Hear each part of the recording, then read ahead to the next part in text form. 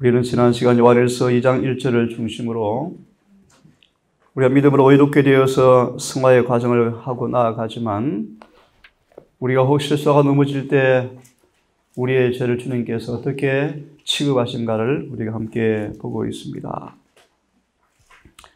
사도행적 564페이지는 이렇게 우리에게 증언해 주고 있습니다. 하나님의 말씀에 제시된 지시사항들은 죄악과의 타협의 여지를 남기지 않는다. 예컨대 사도행전 13장 32절을 보시면 다윗을 일컬어서 마음이 합한 자라고 말합니다. 그죠?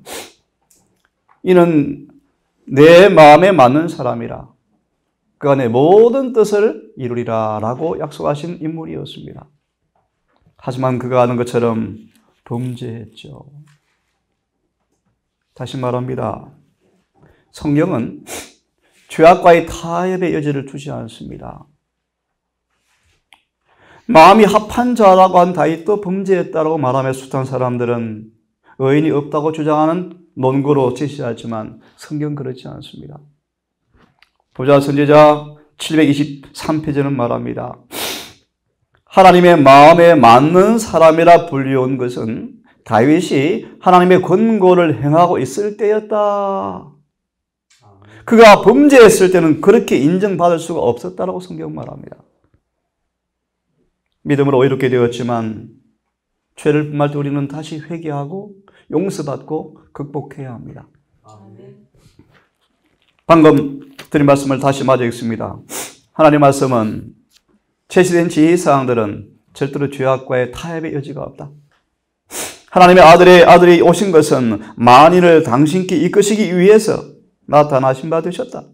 그분은 세상을 잠자게 하려고 오신 것이 아니고 최후의 하나님의 도성의 문에 도달할 사람들을 모두 걸어가야 할 좁은 길을 걸어가는 길이 무엇인가 보여주기 위해 오셨다. 그분의 자녀들은 그분께서 길을 인도하시는 대로 따라가야 한다. 여한 안일이나 이기적 방종을 희생하서라도 어떤 수고나 고통을 치를지라도 그들은 자신과의 계속적인 투쟁을 유지해야 한다. 우리 이 시간 욥기 42장을 보면서 욥기 42장을 보겠습니다.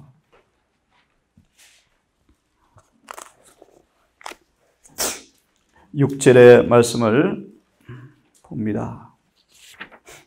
욥기 42장 6절의 말씀입니다. 그러므로 내가 스스로 한하고 자신을 몹시 미워하고 그런 뜻입니다. 스스로 한하고 티끌과 죄 가운데서 회개하나이다.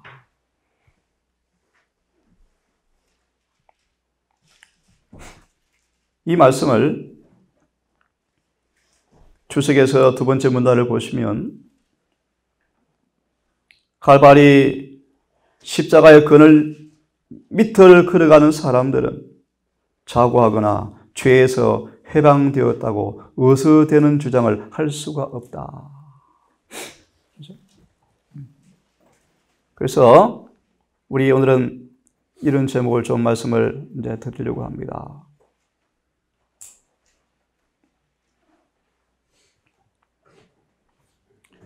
우리가 죄를 짓는 데서 자유케 된 것이 아니고 죄에 의하여 통제받지 않는다. 믿음으로 의롭게 되어서 성령 안에서 성화를 경험하면서 죄의 세력에서 구원받고 극복하고 승리하지만 나는 더 이상 죄를 짓지 않는다, 못 짓는다 그런 상태는 아니라는 것입니다.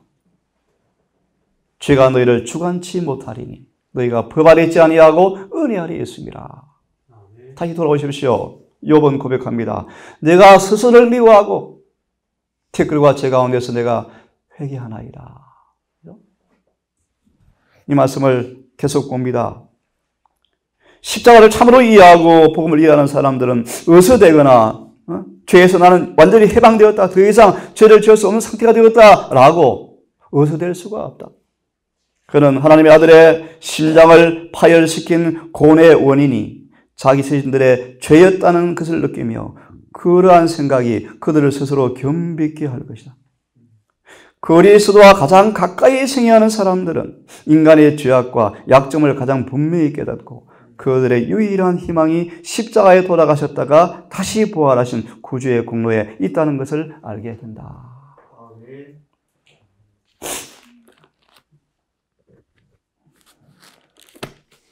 하나 더 읽어드리면서 공부를 합니다.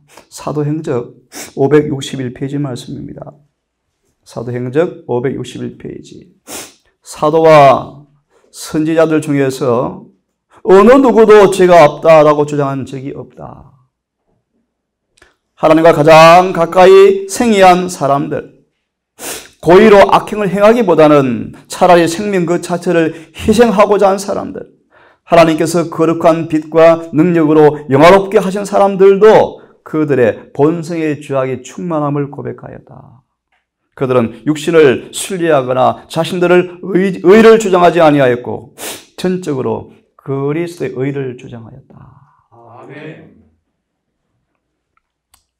우리는 죄에 의해서 통제되지 않지만 더 이상 시험도 유혹도 영원히 죄를 짓지 않은 상태가 된 것은 아직은 아닙니다. 그죠? 죄가 너희를 주관치 못하리니 통제하지 못하리니. 왜냐하면 우리가 끊임없이 은혜 아래 있을 때만이 가능하죠. 그죠? 아멘. 끊임없이 주님 안에 거할 때만이 죄가 우리를 통제할 수 없는 것이지. 우리 베드로처럼 순간 주를 놓치게 되어질 때 다시 우리는 넘어질 수밖에 없는 아직 연약한 상태라는 사실을 철저히 인지하고 우리 욥처럼 티끌과 죄 가운데서 더 깊은 회개를 경험하는 그런 경험으로 인도한다고 말씀을 드립니다.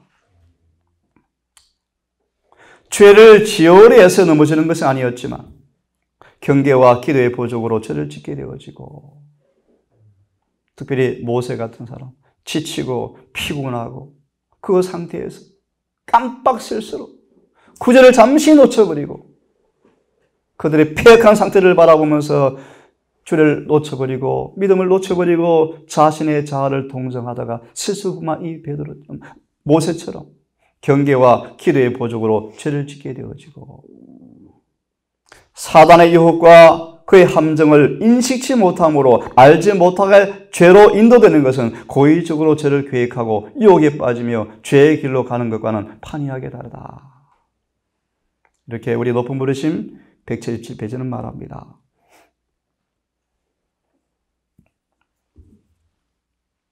가랴법은기별 1권 395페이지에서는 주님께서는 마음에서 죄가 지배하는 권세를 끝나게 하셨다. 하지만 요한복음 3장처럼 육체가 끝난 것은 아니죠. 그죠? 여전히 육체는 남아 있습니다. 하지만 우리가 이런 은혜를 통하여 우리 생애에서 죄를 이기는 극복하는 은혜는 충분히 우리가 검증받을 수가 있겠죠. 그죠? 네. 나는 죄 없다. 나는 더 이상 죄를 짓지 않은 상태가 되었다라고 주장할 수 없지만 죄의 지배를 받지 아니하는 죄를 극복하는 이기는 은혜는 지금도 경험할 수 있죠. 아까 말씀처럼 우리가 구주를 끊임없이 의지하고 은혜 안에 있지 아니하면 우리는 여전히 다시 넘어질 수밖에 없는 연약한 상태라는 사실을 아까 우리 사도행전의 말씀처럼 인지하고 더 겸비하게 욥처럼 더 깊은 회개를 경험하는 모습을 우리에게 권고해 주고 있습니다. 이런 부분은 약하고요. 자, 이 말씀 한번 보십시다. 하나님과 매일 교통하는 자가 실수를 범한다면 그럴 수 있죠. 하지만 이것이 절대 정도가 될 수는 없습니다. 그죠? 그리고 예수를 주시하는 데서 눈을 돌린다면 그들은 고의적으로 죄를 범했을가 아니다. 왜냐하면 그가 다시 실수를 볼 때 그는 다시 돌아설 것이며 다시 그의 눈이 예수께 고정시킬 것이기 때문이다. 그가 실수를 범했다고 해서 하나님께 덜 귀중한 존재가 된다고 하는 것은 결단코 아니다. 아니다. 예시를 보면서 번역이 고의적으로 이런 번역은 제가 조금 많이 고민을 해보는 단어입니다. 왜냐하면 사실은 하와가 고의적으로 범죄한 것은 아니었거든요. 그렇죠? 맞죠? 속아서 기만당하였어요. 모세가 고의적으로 범했습니까? 그것도 아니에요. 이런 번역을 제가 고민을 좀 많이 해요, 사실은요. 왜냐하면 성경은 고의건 과실이건 무지건 죄는 죄입니다. 맞죠? 맞아요. 그래서 이런 번역은 제가 여러 번 고민한 부분인데 조금 하여튼 숙제가 여하튼 뭐냐 우리는 실수할 수 있다는 것입니다. 하지만 그것이 그대로 남겨두면 안 됩니다. 다시 회개하고 용서를 받고 극복을 하라는 것입니다. 자, 그것이 이어집니다.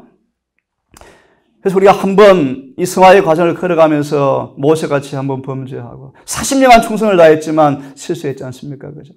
그것으로 그들의 품성을 진단하지 말라는 것입니다. 왜냐하면요, 품성은 한번 돌짝적인, 발작적인 하나의 행동이나 그것으로 이루어지는 것이 아니고 습관적인 말과 행동에 의해서 나타난다.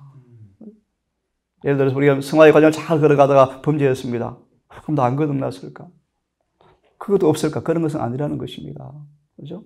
우리가 아까 말씀처럼 경계를 게을리하고 기도를 게을리할 때 우리는 또다시 넘어질 수가 있어요. 하지만 그것이 그들의 품성이 다 그렇다라고 판단해서는 안 된다고 말합니다. 그들 말한 품성은 가끔 선한 행동을 한다고 해서 가끔 어떤 실수한다고 해서 그것이 그의 성품을 딱 그렇게 판단하는 근거가 아니라 품성은요, 습관적인 말과 행동에 의해서 나타난다. 이런 의미에서 하나 말씀을 드리겠습니다. 세상에 안 믿는 사람도 죽음 앞에서는 회개한 것처럼 보인다고 말씀하셔요. 그죠? 근데 그것은 아니라고 말해요. 예를 들어 강도도 순간적 회개는 아니었습니다. 제가 아는 강도는요, 성리였습니다. 그가 얼마나 죄책감에서 오랫동안 방황하고 갈등이 왔습니까? 성령이 다투어왔습니까? 그의 성리로 주님과 심판을 받는 광경, 끌려가는 과정, 모든 걸 과정을 통해서 성령이 계속 회개시키죠. 그죠? 순간적인 발작적인 행동은 아니었습니다. 이런 말씀까지 있어요. 이 계시의 말씀 보면요. 한번 임종 앞에서 정말 변화가 보여요. 사람들은 구원받았다라고 좋아하는데 예리스는 그렇게 말한 것이 기억납니다. 아볼사 쏘갔다. 계시 가운데 보니까 그가 그때 죽지 않고 살았으면 예전처럼 살 것을 나는 계시로 보았다. 그런 말씀까지 있어요. 무슨 말씀 이해하셨죠? 그럼 우리는 지금 이 은혜 시간 동안에 성화의 과정, 칭의를 받은 그이가 내 삶 속에 습관적으로 자리하는 경험이 필수적입니다. 맞죠? 끊임없이 이루어가는 경험을 하셔야 돼요. 이해하시겠죠? 그죠? 왜냐하면 아시는 것처럼 환경적 변화가 우리를 뭐하지 않아요? 변화시키지 않아요. 우리는 성화되어야 할 필요가 무엇인가를 이미 말씀을 드렸습니다. 자, 이제 우리 간단한 문제를 짚어두고 제가 완전으로 믿음으로 마음의 의에 대한 말씀을 마무리하려고 하는데요. 아시는 것처럼 이 믿음의 경주는 이 의에 대한 투쟁의 싸움은 얼마나 오랫동안 지속될 것인가? 얼마나 지속되어집니까? 예, 필생의 과업이. 왜 그렇습니까? 육체는 살아있고 사단도 여전히 존재하고 시험과 유혹도 올 것이고 맞나요? 예, 우리 자아도 여전히 있고 그러므로 이 전쟁은 끊임없이 지속이 될 것입니다. 그래서 빌보 3장 20절 21절 말씀처럼 항상 뭐하라? 두렵고 떨림으로 너희 구원을 이루라. 항상. 한두 말씀 보고 우리 일찍 마무리하겠습니다. 영혼이 계심했을 때 예리시는 분명하죠. 아직 구원이 완성된 것은 아니다. 뭐가 남았습니까? 고전 9장 바울이 빌립보 3장 바울이 뭐라 그럽니까? 나도 계속 달려가노라. 나는 날마다 뭐하노라? 나는 매일 뭐하노라? 자신을 쳐서 복종시키노라. 이 분투적인 투쟁은 필생의 사업이며 영원한 생명을 추구하는 실제적인 가치를 염두에 두고 결단의 노력을 기울여 수행해야 할 사업이다. 다윗 같은 생애가 잘 보여져요. 번영과 교만.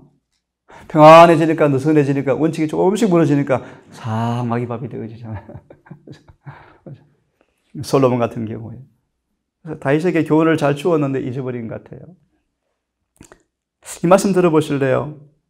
왜 많은 사람들이 이 은혜를 경험하고 의를 경험하지만 이제 왜 계속 진보하지 못하고 성장하지 못하는가? 이렇게 말합니다. 사도행전 565페이지 말씀이요.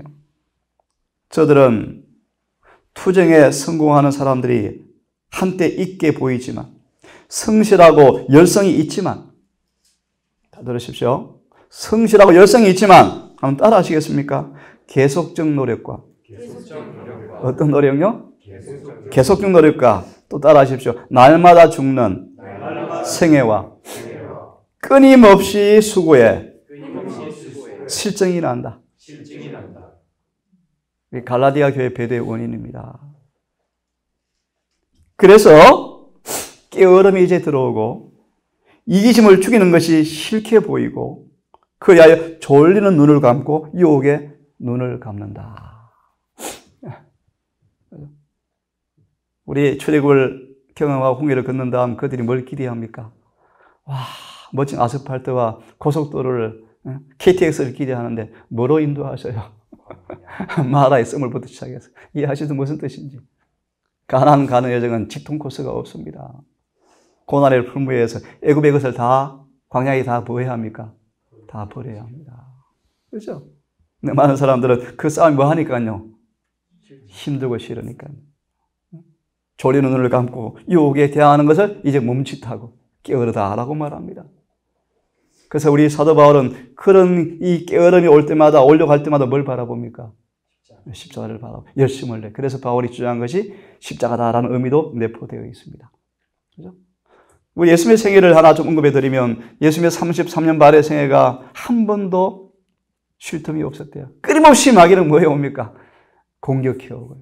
그분은 늘 깨어서 기도 경성하는 것이 그분의 삶의 모습이었다고 말합니다. 우리 한번 읽어보겠습니까? 시작. 사단이 이 세상을 지배하는 한 죄를 정복하고 자신을 승복시켜야 한다. 잠시 멈출 장소가 없으며 내가 완전히 얻었다라고 말할 데가 없다. 승화는 평생 동안 순종한 결과이다. 승화 의미를 잘 이해하시겠죠? 사단의 유혹을 더 이상 줄 수 없는, 악을 조성할 수 없는 그런 이상적인 교회는 꿈꾸지 말라. 그런 세계는 지금 세상에 없다. 하지만 그런 완전, 더 이상 시험도 유혹도 마귀도 없는 그런 완전은 우리 상상 속에만 존재한다. 특별히 동살일지라도 저도 마찬가지입니다. 유다가 있을 수 있고 가라지가 훨씬 많을 수도 있고 예외가 없습니다. 없어요. 죄가 없는 교회는 없습니다. 그죠? 그는 상상에 불과. 여전히 우리는 싸울 사도행전의 말씀 보시면 그 순결한 에베소 교회 안에 누가 있습니까? 아나니와 삽비라가 등장하죠. 등장합니다. 그래서 니골라당도 등장하고요. 우리 말씀 같이 읽고 우리 1층 마무리합시다. 오늘은 자 시작. 정욕적인 마음에 대항한 지속적인 전쟁이 항상 유지되어야 한다. 그리고 우리는 하나님의 은혜의 정교한 영향이 우리를 돕도록 길을 열어야 한다. 하나님의 은혜는 마음을 하늘로 매료시키며 순경하고 거룩한 것을 명상하도록 유도해 준다. 무엇이요? 하나님의 은혜가. 참 감사하죠. 오늘도 여러분 이 은혜를 받는 일에 실패하지 않기를 바랍니다. 찾지 않았지만 베드로후서 3장 18절 항상 은혜 안에 있으라. 그리하지 않으면 우리는 어느새 우리의 본성 욕구에 휘말려서 또 넘어지고 자빠져 버려요. 그래서 요한복음 15장처럼 내 안에 거하라. 그리하면 나도 너희 안에 거하리라. 너희가 나를 떠나서는 아무것도 예리신이 빌려면요 하나의 시험도 이길 수가 없다. 오늘도 여러분 믿음으로 완전히 향해 나가는 길에 여정길에서 생활의 과정 속에서 혹시 넘어질지라도 낙심하지 마시고 용기를 얻기를 간절히 바랍니다. 어디서 떨어졌는가를 돌이켜 회개하여 첫사랑을 회복하여서 이 본문의 말씀처럼 은혜 충만함을 경험하여 죄를 극복하는 아름다운 생애가 오늘도 펼쳐지기를 바라면서 오늘 일찍 마무리를 합시다. 기도하겠습니다.